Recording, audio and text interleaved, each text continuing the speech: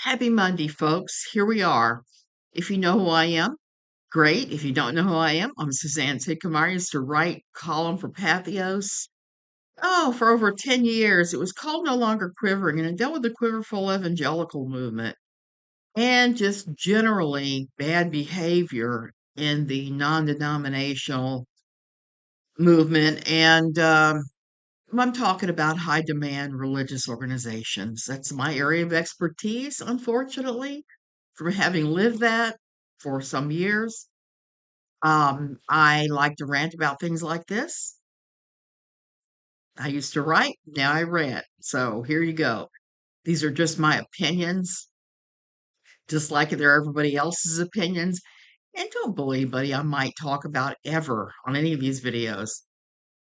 Okay, so last night, my husband got a little video clip. I was sitting there in the living room hearing his messenger going bing, bing, bing, bing. He's got a friend that just spams him all kinds of things.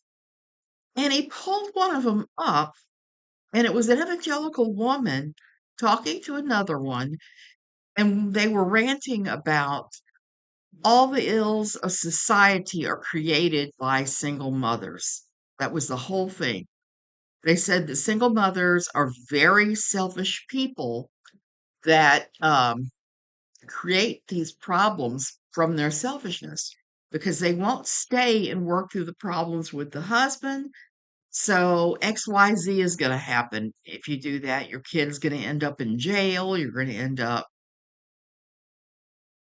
broke. You're going to end up with a kid that does drugs, that drinks. It was a whole long laundry list, everything from crime to morality.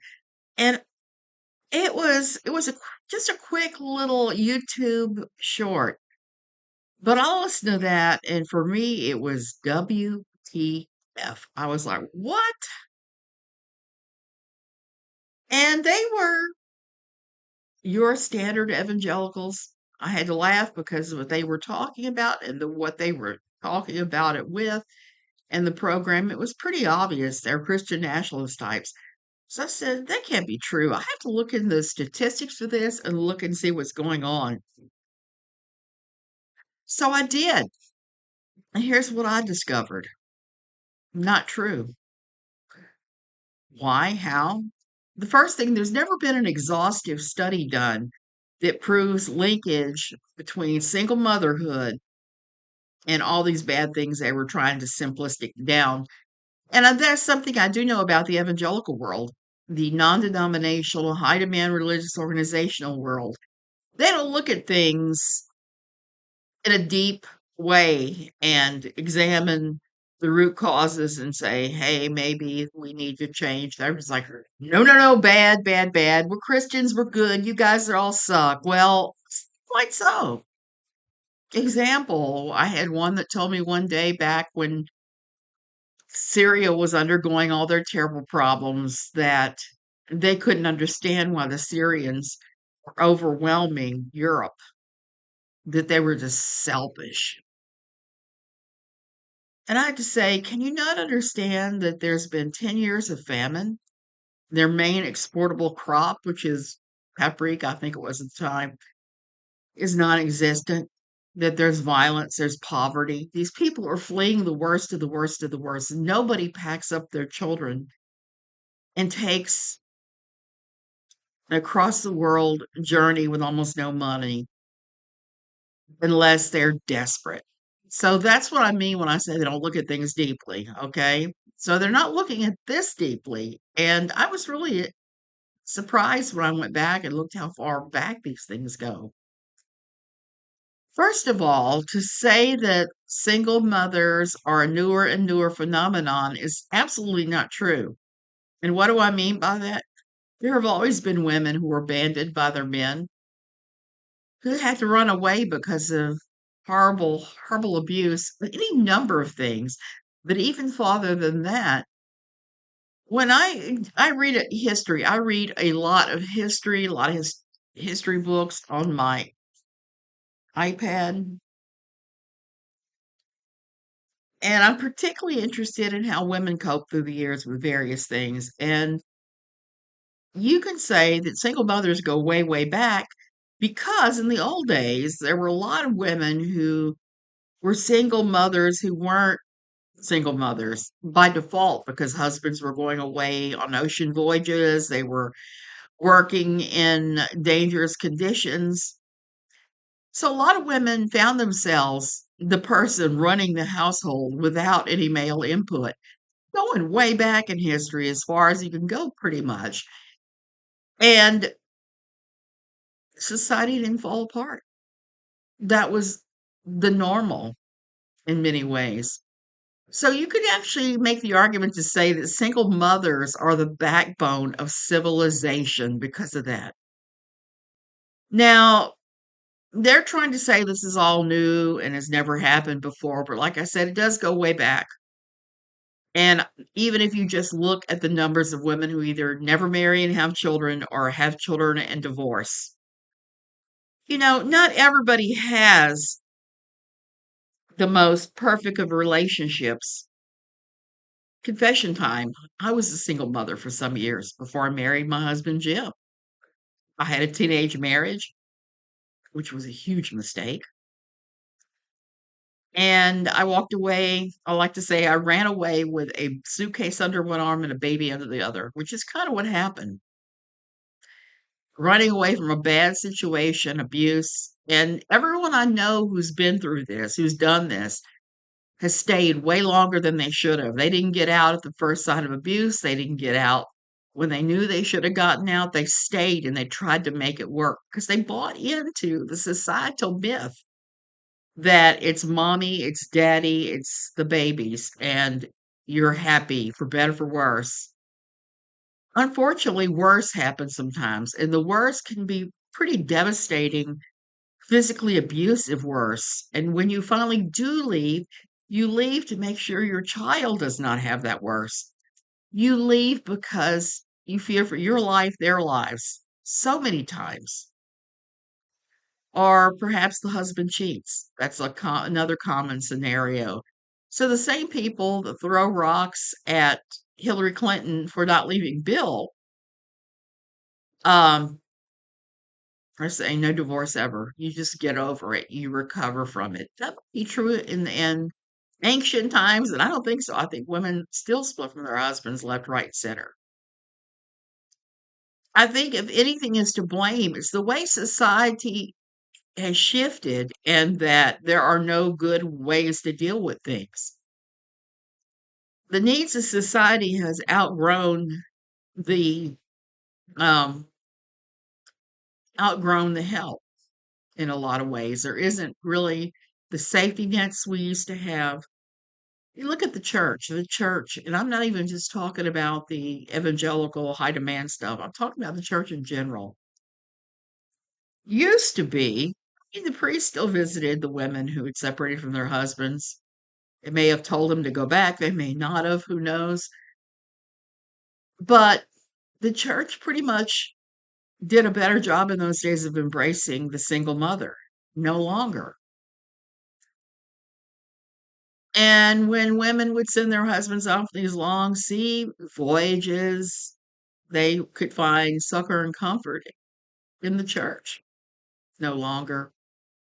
No longer. And that's sad. So these women were from the church and they were throwing rocks at women who were living through the worst of it. So, what about the statistics on these crimes? Well, like I said, there's not been a good metric to measure.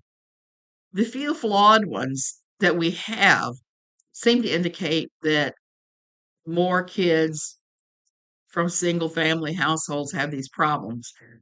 But here's the thing, if you start looking deeper at those numbers, you start looking at how they were put together, one of the things that you see is the statistics about families where there's high tension, abuse, and lots of drama or lots of emotional abuse are just as damaging and bad as single parent homes where there's all of that going on. So the metric seems to be not single mother, it seems to be tension, emotional abuse, neglect, those things across the board, whether they're taking place in a single parent home or they're taking place in a home with two parents and other children. It's always just very bad, the horrible thing to have to deal with. So when you look at those things, you see that the statistics are almost identical in a lot of ways on some of it. And I mean, even as far as substance abuse, among people and teenagers with substance abuse issues, it's less than a percentage point between two parent homes and single mother families. Less than a percentage point. So I would say there's not even decipherable difference there. So we go back to that question. So many women I have known through the years bravely trying to do whatever they had to do to put food on the table and raise their children. I knew so many that went without so the child could have something, and that was the standard. Now, if the has that shifted, are there mothers who are more selfish? Well, sure, but guess what? There are mothers in two-parent families that are much more selfish than they used to be. I think it's a problem in general, not just single mothers have done it to us. And but po- the the poll is still out on that. I think the proof will be in the pudding in a generation or so from now, and we can see what the costs are. One thing that I will say that is very true now that was not true um, back when I was a single mother is that things like autism, mental illness, that sort of thing, and I'm not saying that autism is mental illness because it's not, but different learning conditions, different needs for people, different emotional needs are looked at now in a way that they never were before, and people try to adjust for that. So my challenge to you today is if you know a struggling single mother with kids, help out, reach out, be that friend. Don't just sit in your ivory tower and throw rocks at them and call them evil and say that they're destroying the civilization. This is just part of the whole MGTOW group. Those guys that just want to say women are evil all the way around. They promote this stuff. I saw that Jordan Peterson has a number of videos on this topic about how single mothers have single-handedly ruined society. And I just have to say yet again, it's not true. It's not true. They deserve our support and respect as much as any other woman. This is not a new issue. This is an issue that's likely to continue. So the best that we can do is to support them. Okay, you guys, I am going to go ahead and go. This was my whole rant. I may write about it. I'm starting to write my article now, pulling together all of my links and everything. And that'll be up at my website and it'll be linked to in all my stuff below. So this wasn't actually about evangelicalism and quiverful, but it kind of is. It kind of is. And and even in